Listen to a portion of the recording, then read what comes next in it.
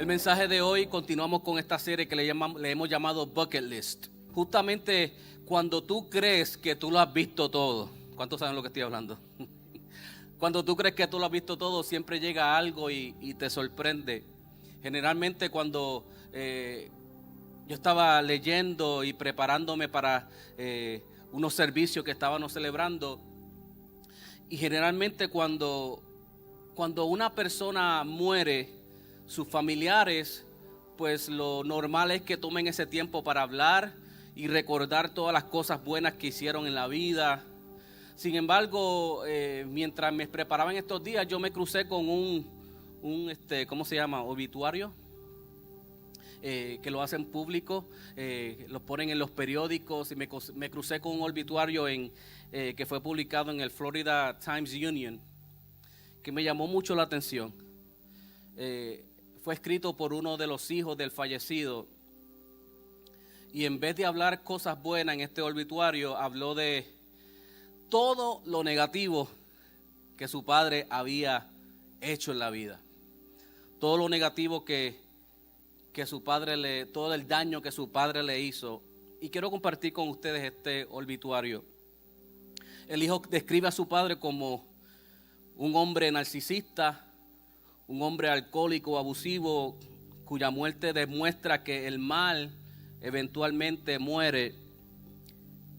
Dijo, nació el 4 de enero de 1935 y murió solo el 30 de septiembre del 2013. 6 de sus 8 hijos, a los que se pasó la vida torturando de las maneras más posibles, los han sobrevivido.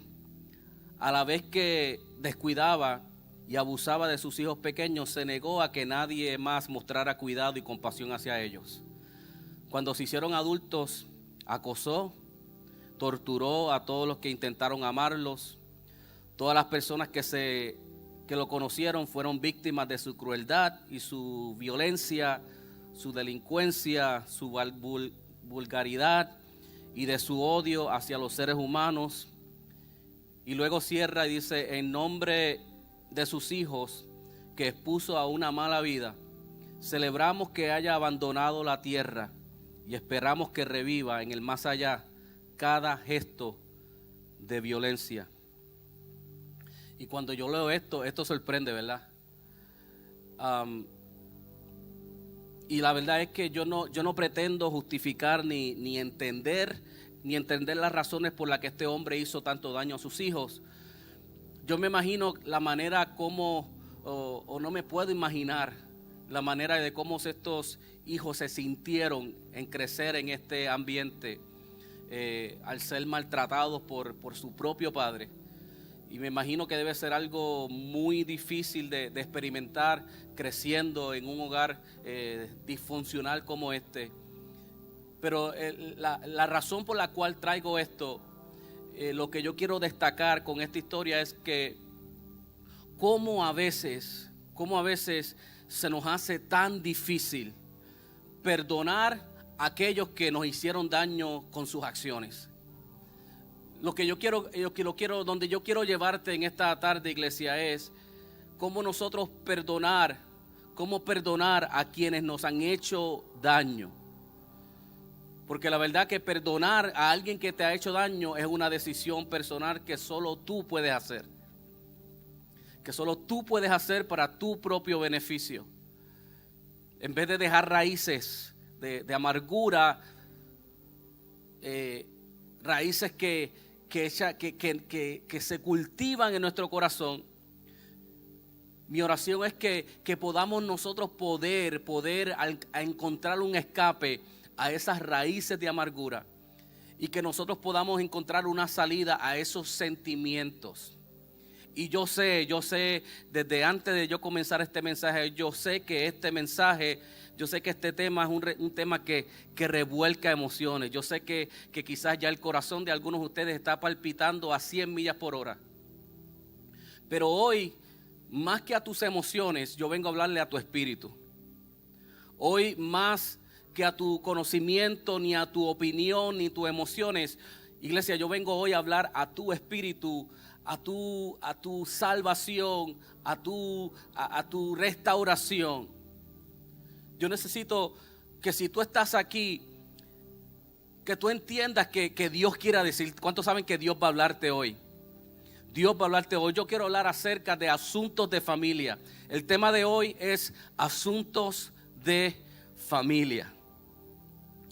Y con este mensaje que continuamos esta serie de Bucket List. Bucket List es simplemente una lista de deseos, de cosas que tú debes hacer o que quieres hacer antes de morir.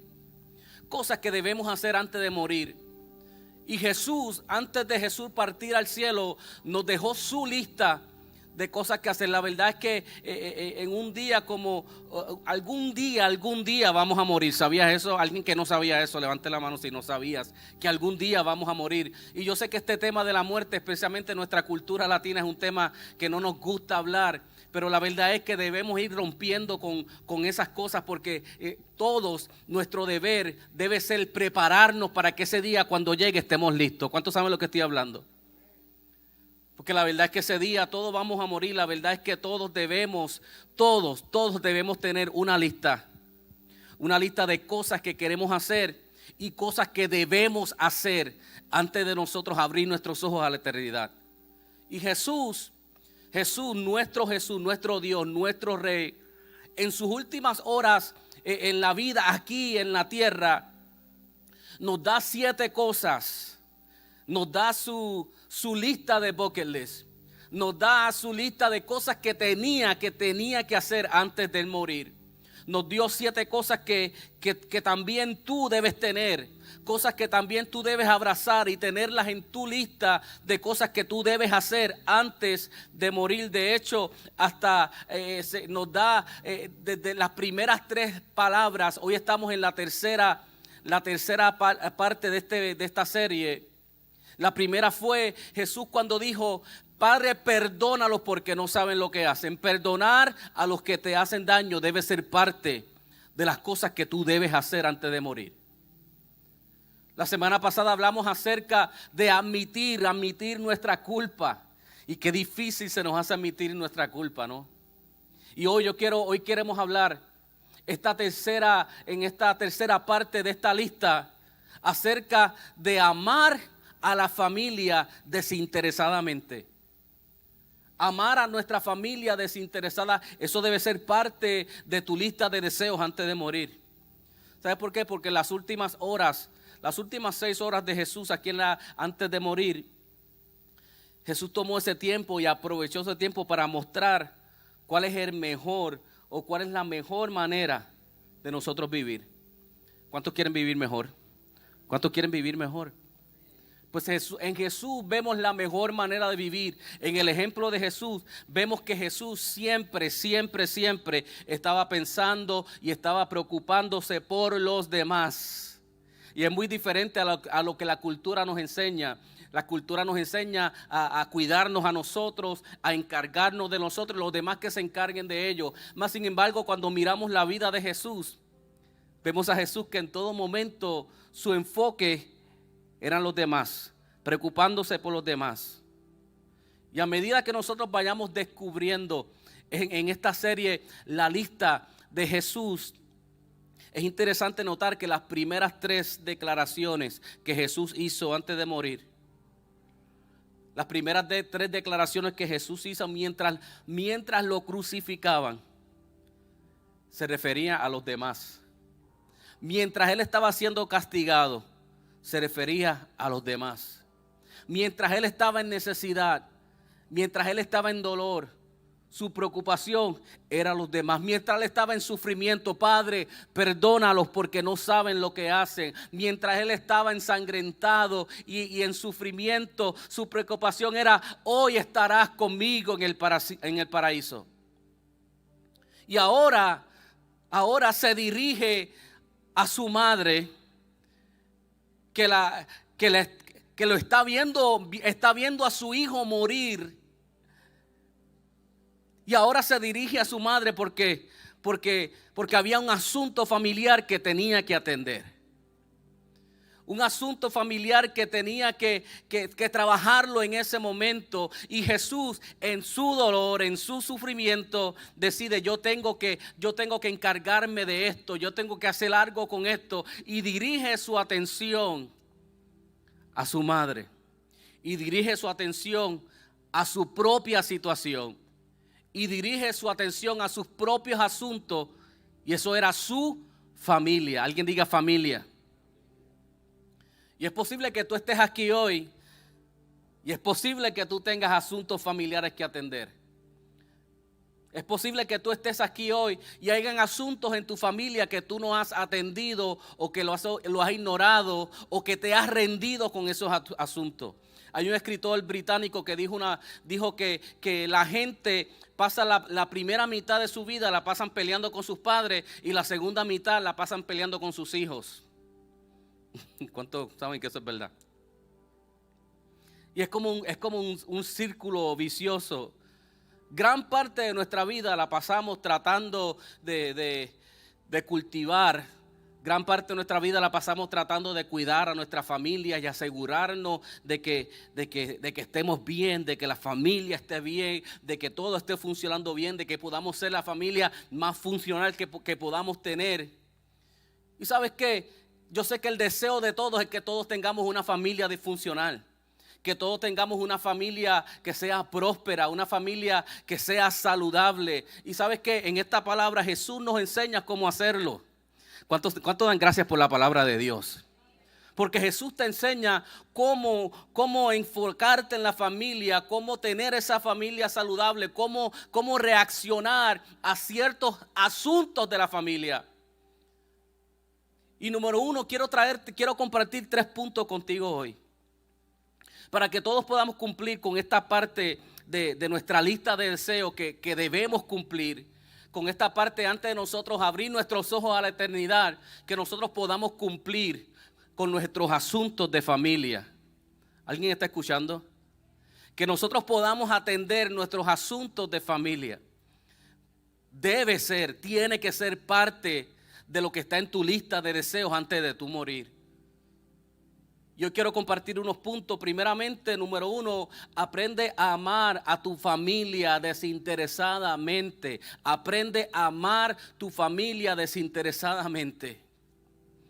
Si hay algo en la vida que las personas piensan, en el momento que la persona está pensando en sí mismo, que si hay un momento en la vida que tú no piensas en más nadie, que tú solamente estás pensando en ti mismo, es un momento de sufrimiento, es en un momento de dolor, es en un momento cuando tú estás muriendo, una persona que esté muriendo, en ese momento la persona está pensando en sí mismo.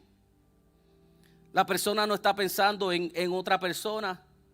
Sin embargo, vemos cuando Jesús se enfrentaba en su dolor, cuando Jesús estaba enfrentando su muerte física, cuando Jesús estaba siendo crucificado,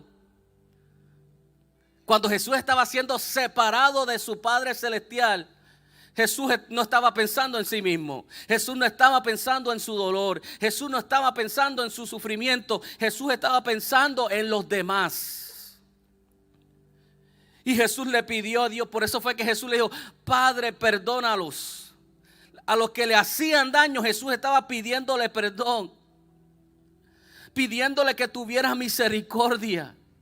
Y ahora Jesús dirige su atención a una persona especial que estaba dentro de esa multitud que estaban ahí burlándose. Jesús pone toda su atención a su madre.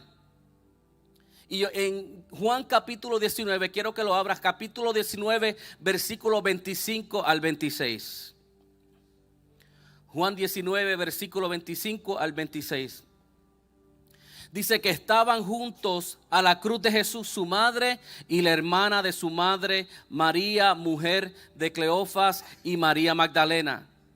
Cuando vio Jesús a su madre y al discípulo a quien él amaba, que estaba presente, dijo a su madre: Mujer, he aquí tu hijo. Ninguna madre del mundo ha tenido un hijo como el hijo de María. Nunca un hijo ha amado a su madre como Jesús. Ningún hijo ha amado más a su madre que Jesús. Jesús ahora está en la cruz, llevando el peso del pecado, llevando el peso del mundo entero, llevando el peso de tu pecado, de mi pecado sobre sus hombros, y está a punto de convertirse en el primer y el único miembro de la familia de Dios, en caminar por el valle de sombra y de muerte. Ni siquiera con la compañía de un ángel, solo caminando por el valle, abandonado, caminando por el valle de la sombra y de muerte. Jesús, en su peor momento, aprovecha esa oportunidad para asegurarse que su madre iba a estar bien. Poderoso, ¿no? En su peor momento, cuando usualmente todos estaríamos pensando en mí, en mi dolor, en mi sufrimiento, Jesús se asegura en ese momento de que su madre estuviera bien. María fue el primer rostro que vio en el pesebre, y ahora Jesús está asegurando que María sea el último rostro que él ve en la cruz. Y de alguna manera, él me imagino buscando, de alguna manera logró ver y encontrar a su madre en medio de una multitud que se burlaba, que se reía, que le gritaban. Y en medio de esa multitud, Jesús logra ver a su madre, Jesús logra mirarla a sus ojos. Y Jesús, yo me imagino el dolor y el quebranto que Jesús vio al ver los ojos de su madre, al ver el dolor. Jesús, porque nadie quiere que su madre lo vea morir. Yo me imagino, Jesús, yo no quiero que mi madre me vea morir así. No es normal que una madre sea testigo de la muerte de su propio hijo, no es normal. Y yo estoy seguro que Jesús dijo: esto no es justo para mi madre. Esto no es justo para esta mujer que me vio crecer, que depositó tanto en mí. Madre que estás aquí, yo sé que tú piensas que tu hijo es perfecto, porque todas las madres piensan que sus hijos son perfectos. Pero la verdad es que el hijo de María era perfecto. Sin embargo, aquí estaba muriendo en una cruz como un criminal, en una cruz como si fuera el peor de los criminales. Y en esa condición Jesús la mira y le dice esas palabras: mujer, he ahí tu hijo. Dentro del dolor, dentro de Jesús con su corazón roto, le dice: mujer, he ahí tu hijo. Y él no se estaba refiriendo a él como hijo. Él se estaba refiriendo a uno de sus discípulos. Él estaba hablando acerca de Juan, el discípulo amado.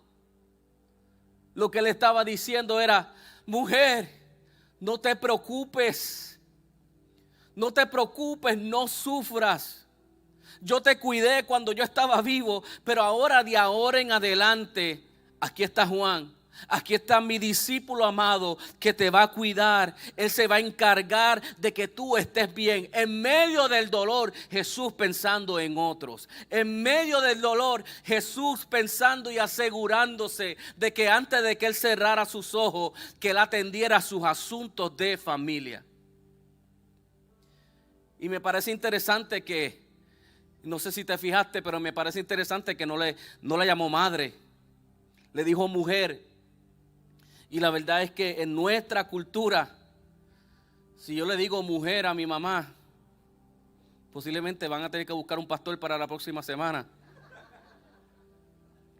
Porque nuestra cultura es una falta de respeto, pero en la cultura judía se usaba como, o se usa como una expresión de respeto y una expresión de honor. Jesús, al decirle mujer, la estaba honrando, la estaba respetando. Y de hecho, nunca en los evangelios, nunca registra a Jesús llamando a María madre, nunca. El punto es que, aunque Jesús estaba muriendo como su Salvador, Jesús no se olvidó de que mientras Él estuviera en vida, Él seguía siendo hijo.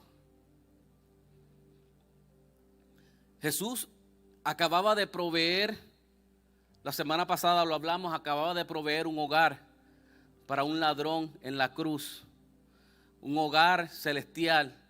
Por eso le dijo, hoy estarás conmigo en el paraíso. Jesús le ofrece y provee un hogar. Y Jesús amaba a su familia y ahora está proveyendo un hogar terrenal a su madre. Él se está asegurando de que cuando Él partiera, que cuando Él muriera, su madre tuviera un hogar, un lugar donde ella estuviera segura. Jesús amaba tanto a su familia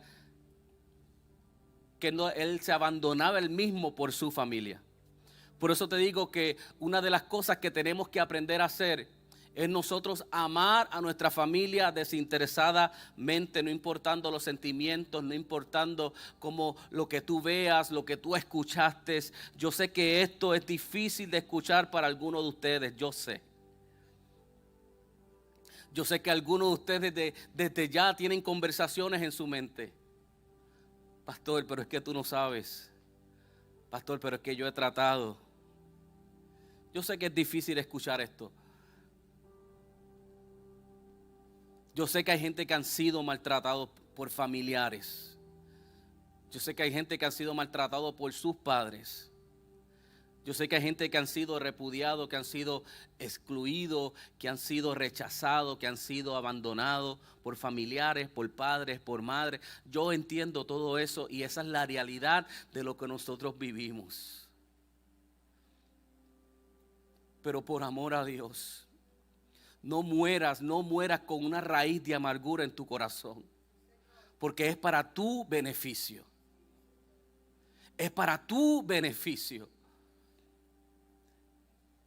Y quizás tú dices, pastor, pero ya yo le intenté. Quizás tú intentaste amar a un familiar y te rechazaron. Pastor, yo pedí perdón. Pastor, yo he hecho todo y lo que recibo es rechazo. O yo vengo a decirle a alguien que aprenda de esta lección. Que tú aprendas de lo que Jesús acaba de hacer en la cruz. Lo que Jesús acaba de hacer en la cruz. ¿Qué hizo Jesús? Jesús aprovechó cada oportunidad para amar inclusive a aquellos que le hacían daño. Asegúrate de amar inclusive a aquellos que te hacen daño. Asegúrate de amar a aquellos que te han empujado. Asegúrate de que no haya una raíz de amargura en tu corazón. ¿Alguien sabe lo que estoy hablando en este día? Si tienes que tragarte tu orgullo, para dar ese primer paso y correrte riesgo otra vez de que te rechacen otra vez, haz lo que tengas que hacer, iglesia. Haz lo que tengas que hacer sin pensar en ti. Sin pensar en cuánto te va a doler, sin pensar en cuán vergonzoso va a ser, sin pensar de cuánto te va a afectar. Aprende a amar desinteresadamente. Piensa en ellos, ámalos a ellos. Piensa en tu familia, ámalos a ellos. Piensa en tus padres, ámalos a ellos desinteresadamente. Aprende a amar a tu familia desinteresadamente. Muchos de los conflictos que habemos y asuntos que hay dentro de la familia es porque muchas veces pensamos más en nosotros que en ellos, que en los demás. Pensamos más en el daño que nos hicieron. Pensamos más en lo mucho que me dolió. Pensamos más en lo mucho que lloré. Mas sin embargo Jesús en su llanto, en su dolor, Jesús los perdonó. Jesús se aseguró de que cuando Él cerrara los ojos, que ahí no hubiera una raíz de amargura. Y esto es un asunto de salvación. Esto es un asunto de salvación.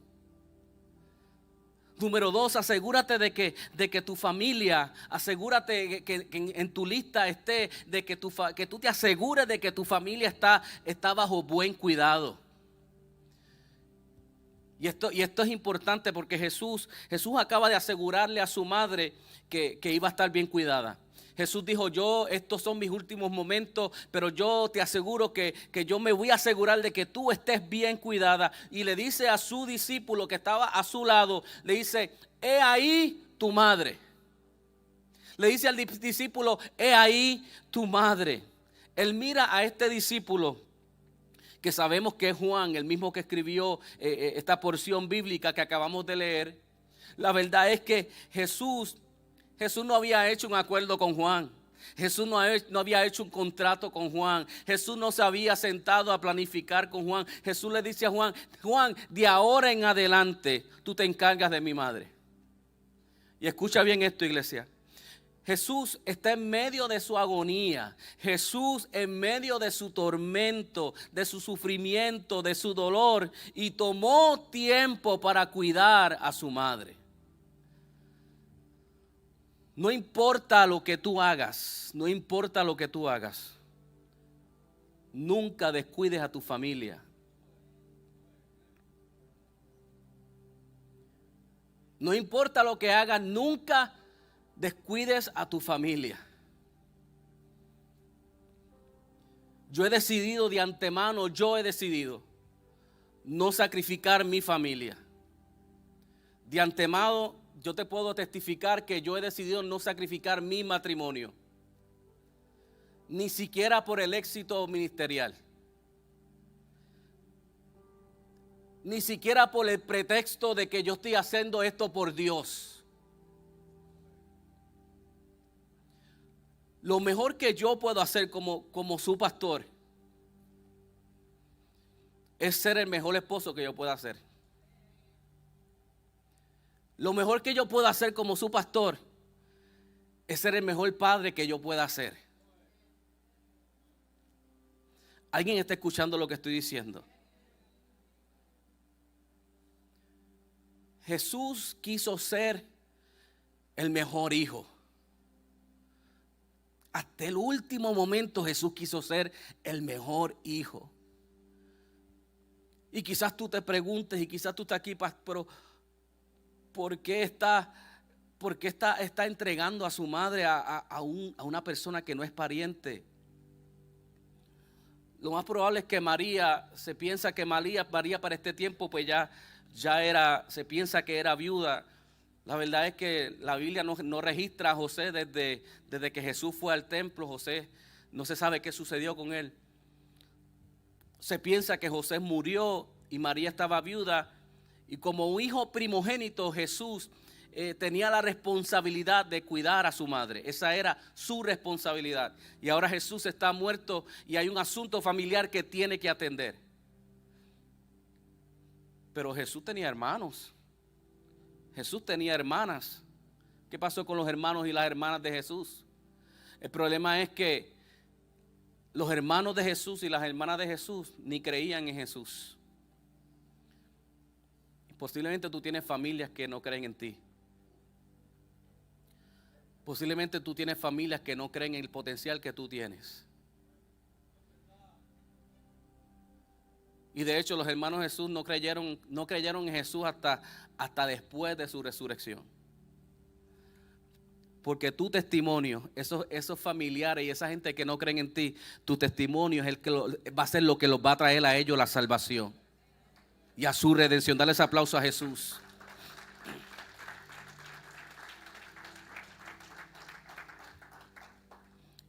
Tú dices, pastor, tú no conoces mi familia, tú tampoco conocías la familia de Jesús. Mientras Él está en la cruz, sus hermanos no estuvieron ahí ni para la foto. Sus hermanas no estuvieron ahí ni para ver cómo estaban las cosas. ¿Y qué hace Jesús? Jesús recurre a uno de sus discípulos. Un discípulo que se hizo más familia que la familia. Por eso es importante esto que nosotros hacemos. Jesús le confió a Juan lo que no le confió a sus propios hermanos y a sus propias hermanas. Asuntos familiares, pero tenemos que atender esos asuntos familiares. Y Jesús nos enseña para entender lo que está pasando en esta dinámica de este asunto familiar en la vida de Jesús. Tenemos que entender que en la cultura judía, las últimas palabras que una persona decía antes de morir, las últimas instrucciones que una persona daba antes de morir, tenían la misma autoridad que cualquier papel legal. Y Jesús está hablando y Juan está escuchando, su madre está escuchando. En otras palabras, Jesús en la cruz del Calvario le estaba escribiendo su última voluntad, estaba escribiendo su testamento verbalmente. Jesús está escribiendo su testamento, que no fue un testamento muy largo. Un dato interesante que encontré mientras nos preparábamos para este mensaje es que el testamento más largo en la historia del mundo es un testamento que tiene 95.940 palabras. Eso es un montón. ¿Cuántos saben que son muchas palabras? Y el testamento más corto registrado es un testamento de 3 palabras, que dice todo para mami, y está registrado. ¿Sabías que el 70%, y quiero aprovechar este momento para orientarte, porque hemos vivido esto, y la verdad es que el 70% de la gente de este país, de Estados Unidos, el 70% de la gente que muere en este país, mueren sin testamento. ¿Sabías eso? Y eso es un problema. Eso es un problema. Porque cuando muere sin testamento, ¿tú sabes quién es que se encarga de repartir todo? El Estado. A los padres jóvenes que están aquí, que a veces cuando estamos jóvenes nos sentimos como que nunca vamos a morir. Padre joven que está aquí, que está comenzando una familia, y también los que no le queda mucho tiempo. Hay algunos de ustedes que no le queda mucho tiempo, ¿sabían? No voy a decir quiénes son, pero los veo, no son bromas. Yo declaro años de vida, muchos años de vida sobre ti en el nombre de Jesús. Pero haga su testamento, haga su testamento. Si tiene hijos pequeños, haga su testamento. Si algo pasa, ¿quién se va a quedar con esos muchachos? ¿Quién los va a cuidar? ¿Quién se encarga de ellos? No le dejes esa decisión al Estado. Esa es su decisión. Haga un testamento. No deje a sus hijos peleando, por favor, porque terminan peleando en la oficina del pastor. No deja a sus hijos peleando por un reloj. No deja a sus hijos peleando por los dientes de oro que usted tiene, que le salieron tan caros. Sea intencional y planifique, busque información, planifique. Hay tantas maneras de buscar información, pero hágale ese favor a su familia, amén. Aprende en tu lista no solamente amar a tu familia desinteresadamente, sino asegúrate que tu familia esté bajo cuidado, de que antes de que tú tienes tus ojos, de que antes que tú abras tus ojos a la eternidad, asegúrate de que tu familia esté bajo cuidado. Eso fue lo que hizo Jesús. Eso fue lo que hizo Jesús. Y a veces nos fascinamos con que se nos paren los pelos y el movimiento, el avivamiento del Espíritu Santo y todo eso es bueno, pero hay cosas que son importantes que a veces no las pensamos, y estas cosas son cosas que debemos tener en nuestra lista antes de nosotros morir, nosotros prepararnos. Ya tenemos la salvación, ahora ¿cómo nosotros preparamos? Cómo nosotros atendemos nuestros asuntos. Aprende a perdonar, aprende a arrancar esas raíces de amargura, aprende a planear todo para que tu familia esté bien, para que tu familia esté bajo el cuidado necesario. Y aprende a dirigir a tu familia espiritualmente. Porque todavía hay una pregunta que no hemos respondido. ¿Por qué Juan escribió estas palabras de Jesús? El único que escribió esta historia de los escritores de los libros del Evangelio, el único que escribió estas palabras fue Juan. Y yo me pregunto, ¿por qué el Espíritu Santo se aseguró de que nosotros supiéramos de esta conversación que quizás muchos no le dan importancia, pero el Espíritu Santo le dio importancia y dijo, yo necesito eso, yo necesito que la iglesia vea eso en el libro de Juan? ¿Por qué? Porque mire lo que ocurrió después de esto. Dice que después de esto, Juan 19, versículo 27, la última parte dice, y desde aquella hora el discípulo la recibió en su casa. Jesús, antes de morir, hizo arreglos. No solo para que una madre se encargara de un hijo, sino para que un hijo se encargara de una madre. Y Jesús no iba a partir, Jesús no iba a morir, Jesús no iba a partir de esta tierra sin atender sus asuntos familiares. Y eso es lo que el Espíritu Santo te está diciendo en este día hoy. Asegúrate de atender tus asuntos familiares, sean los asuntos que sean, asegúrate de atender tus asuntos familiares.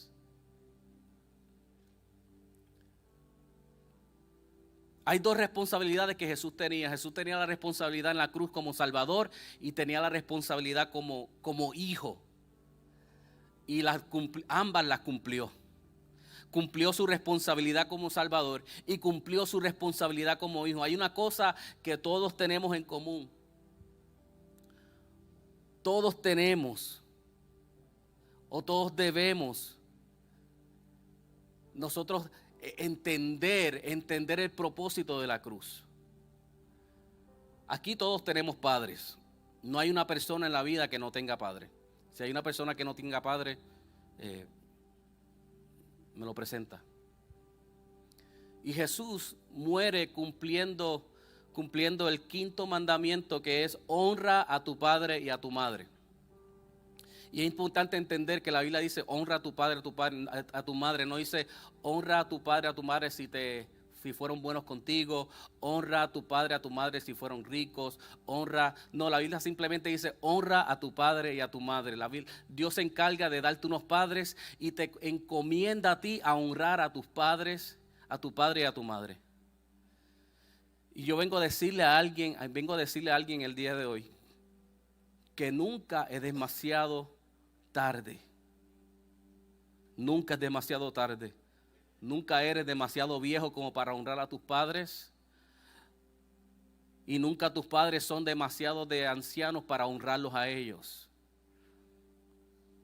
Yo vengo a decirle a alguien este día, si Jesús pudo honrar a su madre mientras él moría, ¿cuánto más nosotros podemos honrar a nuestros padres mientras vivimos nosotros? ¿Alguien entiende eso? Para los que dicen, pastor, es que tú no conoces mi historia. Pastor, es que tú no conoces de dónde yo salí. Pastor, tú no sabes, mis padres no merecen ser honrados. Fue mucho el daño, fue mucho el descuido. Aprende y escribe esto. Aprende a ser esa guía espiritual en tu familia. Aprende a ser ese líder espiritual en tu familia. Aprende a ser ese que rompe con maldiciones generacionales. Aprende a ser ese que dé el paso para tú ser ese líder, esa persona que Dios usa para traer sanidad a tu familia. Y Dios quiere usarte a ti que has sido rechazado, a ti que has sido maltratado, a ti que te han negado el amor, a ti que te han rechazado. Dios quiere usarte a ti como guía espiritual para romper con maldiciones generacionales en tu familia. Pero tú tienes que tomar la decisión. Tú tienes que tomar, quizás tú dices, pastor, pero es que yo no tengo padre biológico. Esto no se trata de tener padre biológico, esto se trata de familia. Hay familias que son de sangre y hay familias que son familias espirituales que Dios nos une. Yo no solamente tengo 2 hijas, yo tengo muchos hijos. Gente jóvenes, gente que Dios me ha conectado con ellos, con una figura paternal, y es mi responsabilidad. Es mi responsabilidad yo atender mis asuntos familiares. Es mi responsabilidad yo atender mis asuntos de la gente que Dios ha puesto a mi alrededor. Es mi responsabilidad. Y debe ser parte de mi lista de deseos. Y Dios le está hablando a alguien aquí en esta noche. A alguien Dios le está hablando diciéndole, yo quiero usarte. Pero necesito que atiendas esos, necesito que pongas urgencia en tus asuntos familiares. ¿Qué tal si estamos de pie?